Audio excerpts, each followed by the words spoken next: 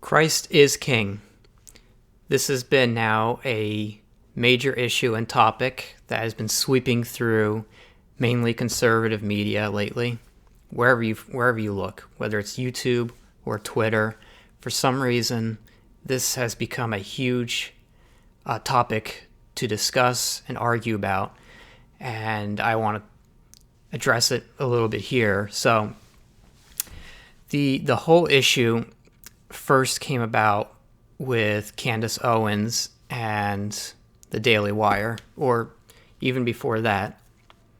I'm not going to get into it, but just in general, she started questioning our support for Israel, and she's been smeared and attacked by a certain rabbi who he and his daughter engage in a business that sells adult toys. I'm sure you know what that means. And then when she attacked them back, another rabbi wrote a smear piece about her, and she had him on her show, and they went at it for a while. And then a few days after that, she and the Daily Wire broke ways. So that's the story there. And that's really what spurred this whole thing on.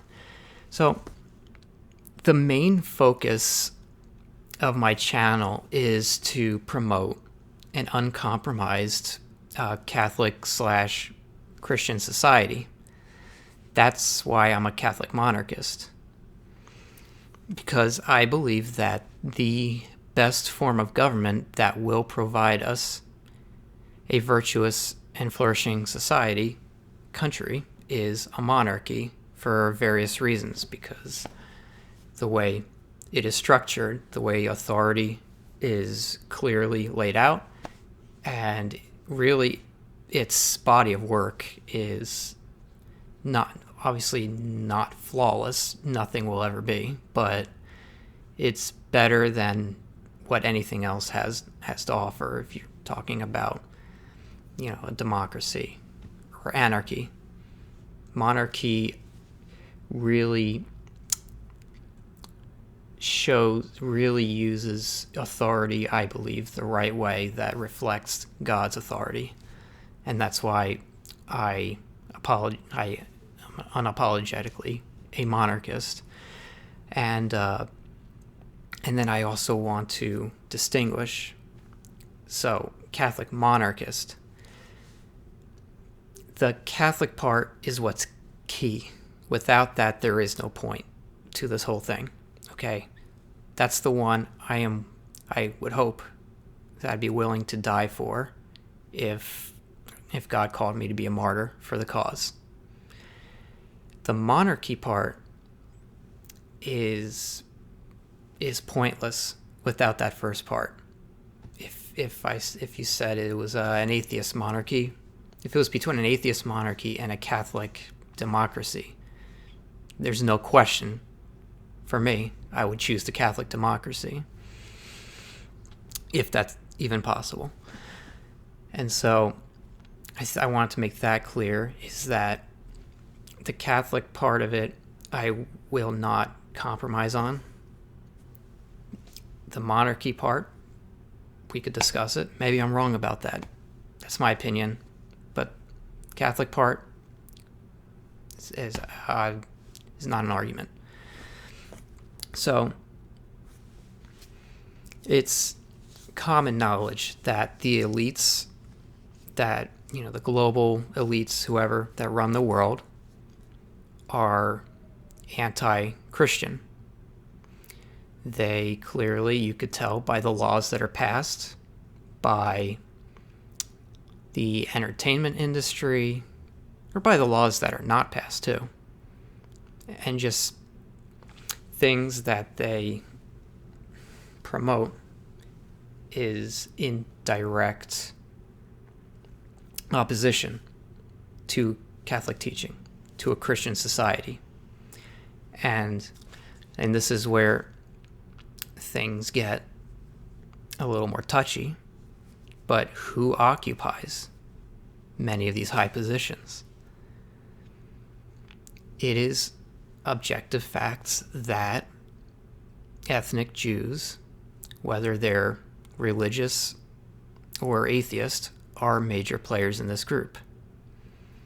All you have to do is do a little bit of research on the names behind these things, behind all these government leadership positions in their cabinets. Not 100%, but a decent amount. Look at the names behind the feminist movement, behind pornography, behind LGBT, transgender activism, behind abortion and birth control. You will notice a pattern. And for such a small population, why are there laws passed here, mostly by Republicans actually, that does not allow you to criticize Israel, to criticize them, bring them up by name? Why do you become an outcast, a pariah in big conservative media if you point these facts out? If you want to know who's truly in power, find out who you can't criticize or even mention in this case. And so why are they so against a Christian society? Well, it's really very simple. It's very straightforward. There's no nuance to this. If you're an atheist, you don't even believe God exists. Or you actually kind of believe he exists, but you hate the idea of God.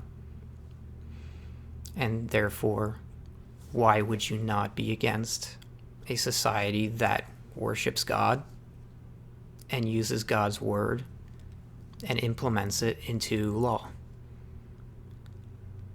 If you're a follower of Judaism, it directly opposes Jesus Christ, does not accept him. They hate him.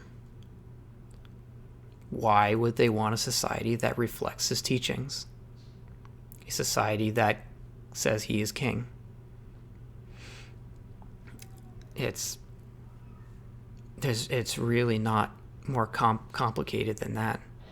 And so that's why I can't take most of these conservative media pundits and politicians seriously, because they try to get rid of the weeds without pulling them out by the roots. They don't want to acknowledge what the roots actually are, because these roots control our politics and sign their paychecks. And what I mean by this is that, you'll get so-and-so from Daily Wire or so-and-so from Fox News, and they say, oh, this transgender movement is terrible, we got to stop them, they're insane, or anything like that. But they're too afraid to acknowledge who is pushing that to begin with. So you're not truly holding accountable who is making this stuff happen.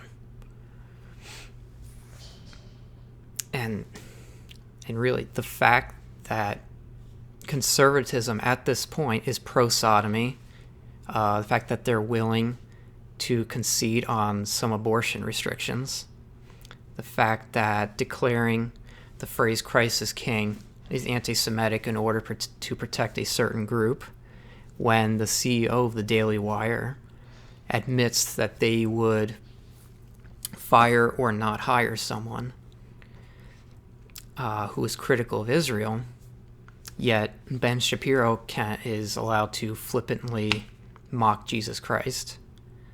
This tells me that they are controlled by this group, and this group that is opposed to the idea of a true Christian society.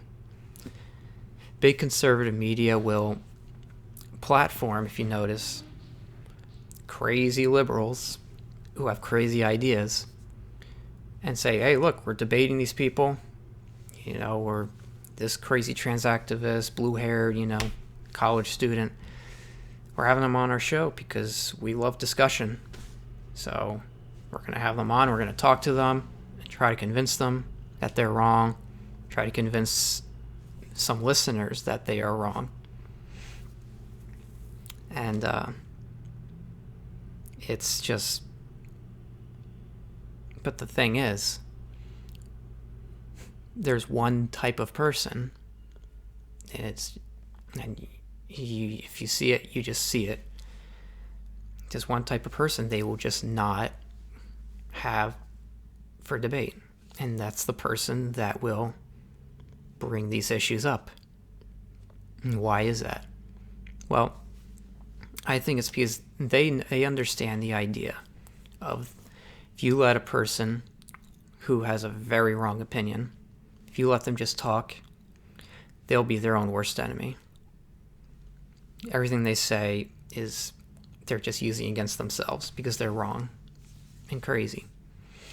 And I think they, some degree, realize that about themselves with this topic. And so the best course of action to avoid any damage there is to just not talk about it, not acknowledge it, just pretend it's not there.